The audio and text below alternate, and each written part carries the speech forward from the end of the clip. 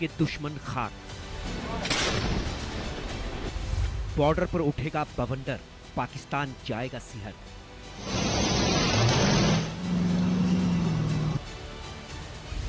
स्वदेशी तोप की ताकत, पाकिस्तान की बढ़ी आफत। भारत के इन विनाशक तोपों की आग दुश्मन को जलाकर राख कर देगी, दुश्मन के खेमे में हाहाकार मचा देगी, पाकिस्तान की नींद उड़ा देगी। बॉर्डर पर जब ये स्वदेशी तोप गरजेगा तब दुश्मन दहलेगा, पाकिस्तान थर्रा उठेगा, हिंदुस्तान का ये महाविनाशक आतंक के गढ़ में खलबली मचा देगा।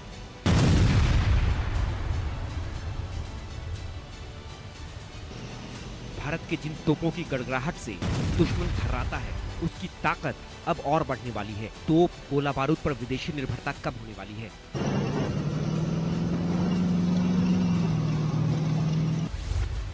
भारत अब स्वदेशी तोप, गोला बारूद बनाने में जुटा है।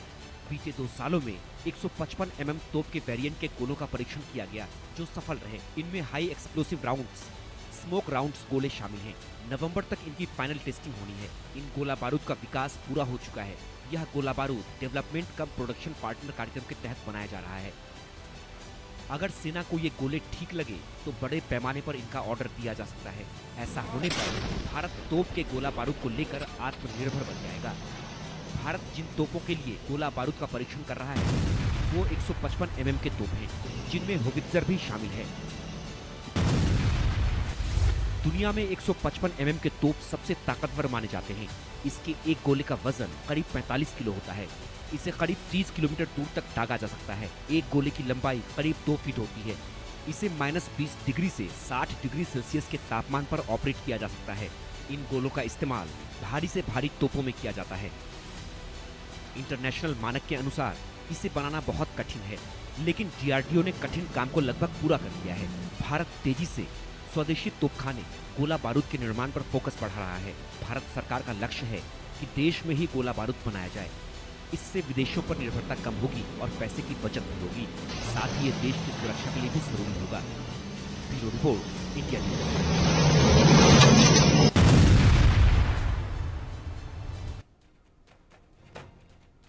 Major general retired AGB Jaini जो कि डिफेंस एक्सपर्ट हैं, मेरे साथ मौजूद हैं। Group captain retired doctor D K. Pandey जो कि डिफेंस एक्सपर्ट है। विस्तार से समझने की कोशिश करेंगे। दोनों का इंडिया न्यूज में हम स्वागत करते हैं। सबसे पहले एजीबी जैनी साहब के पास मैं चलता हूं। जैनी साहब, अगर भारत के इस भीम की बात करें तो किस तरीके से दुश्मन इसके जरिए थर्राएगा?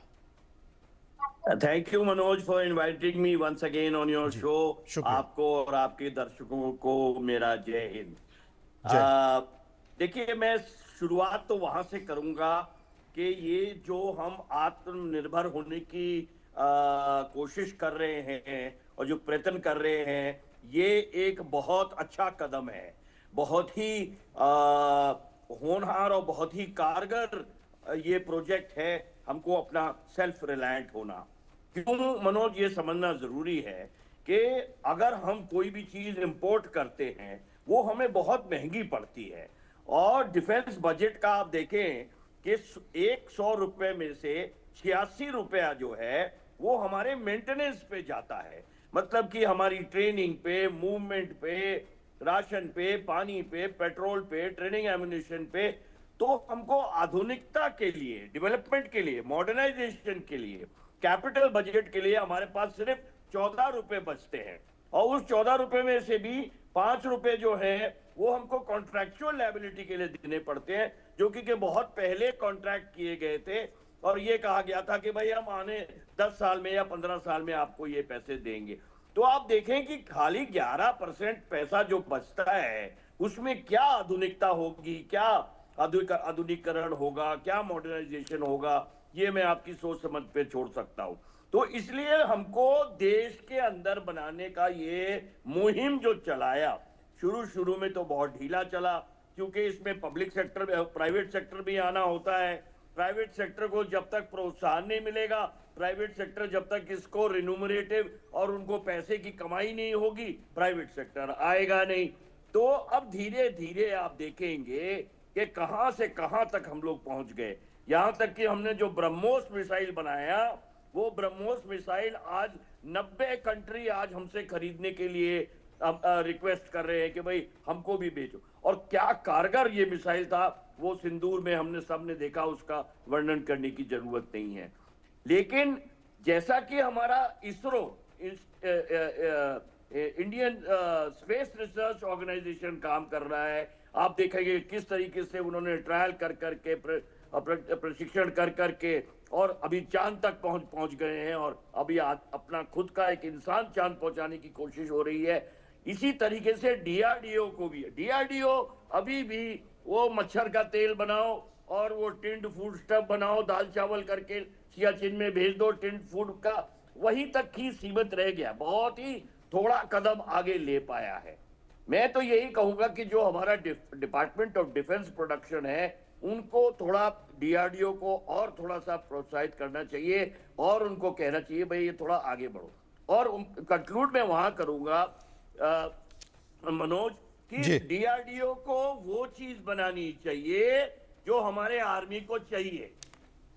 उसके लिए हम लोग एक QSIR बनाते हैं, qualitative service requirement, qualitative requirement for service, QSIR बनाते हैं। वो QSIR में हम देते भाई वजन कितना होगा, इसमें एक्सप्लोसिव कितना होगा, इसकी रेंज कितनी होनी चाहिए, मार का इलाका कितना होना चाहिए, वो डीआरडीओ को बनाना चाहिए। डीआरडीओ चाहता है भाई जो हम बनाए वो आप खरीदो।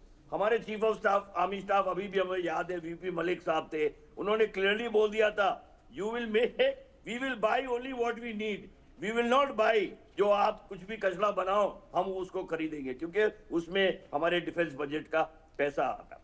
अब आते हैं जो कि आज की मॉडर्न टेक्निक्स बन रही है, जैसे भीम बन रहा है, आकाश मिसाइल बन रही है, ये बहुत अच्छी बात है। ये जो 155 का गोला हम खरीदते थे, हमें बड़े जरूरी नहीं है कि बड़े हथियार ही बनाए, बड़े टैंक्स बनाए, बड़े हवाई जहाज बनाए, वो तो बन ही जाएंगे।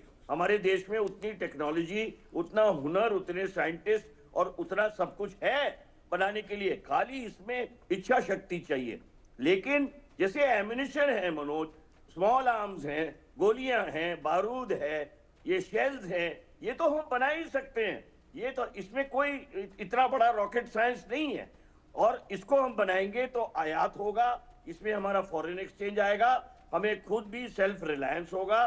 यूक्रेन ने हमें सबक सिखा दिया है कि हमको सिर्फ सेल्फ रिलायंट होने की जरूरत है, नहीं तो अभी कोई भी आपके लड़ाई के टाइम में आप देखेंगे कि सिंदूर में भी कौन हमारे पीठ के पीछे हाथ हमारा थपथपाने के लिए आया, कोई नहीं आया।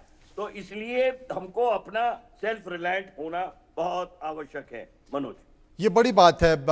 डॉक्टर DK पांडे साहब भी मेरे साथ मौजूद हैं। आत्मनिर्भरता की बात जैनी साहब कर रहे हैं।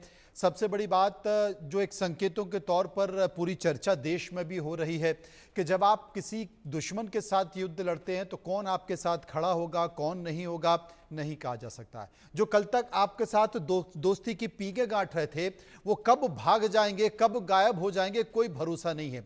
इसलिए आपको आत्मनिर्भर बनना पड़ेगा। उसी दिशा में भारत और DRDO लगातार संकेत देता जा रहा है। प्राइवेट सेक्टर को इन्वॉल्व किया गया है, यह भी एक बड़ा संकेत है। T-55 और T-90 के जो गोले हैं, अब उनका निर्माण भी भारत में बनने के लिए एक अच्छे संकेत के तौर पर देखा जा रहा है। कितना असरदार होगा और क्या फर्क पड़ेगा? जय हिंद और बहुत बहुत धन्यवाद मुझे इस परिचर्चा में शामिल करने के लिए। और जहाँ तक बात है कि हम जिस प्रकार से शनै शनै आत्मनिर्भरता की तरफ तेजी से बढ़ रहे हैं, मैं इन दोनों शनै शनै और तेजी दोनों बोल रहा हूँ कि शनै शनै मतलब कि देखिए जो रिजल्ट आते हैं वो डेफिनेटली, क्योंकि ये इतना सिंपल साइंस और टेक्नोलॉजी नहीं है जो कि आप डेवलप कर सकें। अब हम बात कर रहे हैं कि GPS लिंक्ड जो है वो शेल्स बनाने की, जहाँ पर कि CEP जो है 10 मीटर, यानी कि आप 10 मीटर की एक्यूरेसी से कर रहे हैं। जो आपके कन्वेंशनल शेल्स होते हैं उनकी CEP 500 मीटर होती है। तो आप जब प्रिसीजन की तरफ जा रहे हैं तो आपकी जो तकनीकी है वो बहुत ही उच्च कोटि की होनी चाहिए और वो ग्लोबल स्टैंडर्ड की होनी चाहिए। हम अपनी जो है आवश्यकताएं उनकी पूरी कर रहे हैं और साथ में हम डिफेंस एक्सपोर्ट की तरफ बढ़े, जो कि बहुत बड़ा हमारा एक लक्ष्य है।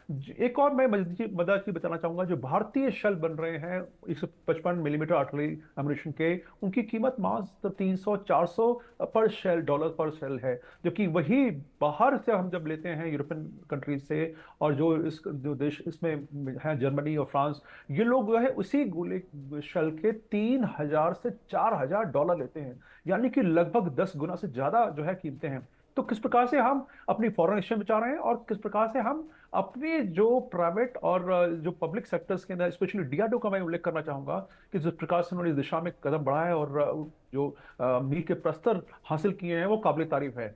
ये सब चीजें देखिए आम लोगों को पता नहीं चल पाती, लेकिन प्रयास जो है सतत जारी हैं। अब लक्ष्य जो है, हमारे रक्षा मंत्री ने लक्ष्य दिया है कि 2029 यानी कि अगले लगभग 4-4.5 साल में हमें जो हमारा टोटल एक्सपोर्ट हो रहा है वो 3 लाख करोड़ से ऊपर जाना चाहिए। आप सोचिए कि कितना बड़ा जो है लक्ष्य है ये, और इसके लिए आपको जरूरी है कि अगर आप ग्लोबल मार्केट में टिके रहना चाहते हैं तो जो ग्लोबल स्टैंडर्ड्स हैं उसमें कहीं कोई समझौता नहीं होना चाहिए। तो निश्चित रूप से इसमें और हमारा जो टक्कर है, जो रंग मेटल कंपनी जैसी है, जो सबसे विश्व में ज्यादा माना जाती है कि वो उस्ताद है इस फील्ड के, और जैसा मैंने पहले जी जिक्र किया कि ये कॉम्प्लेक्स सिनेरियो है।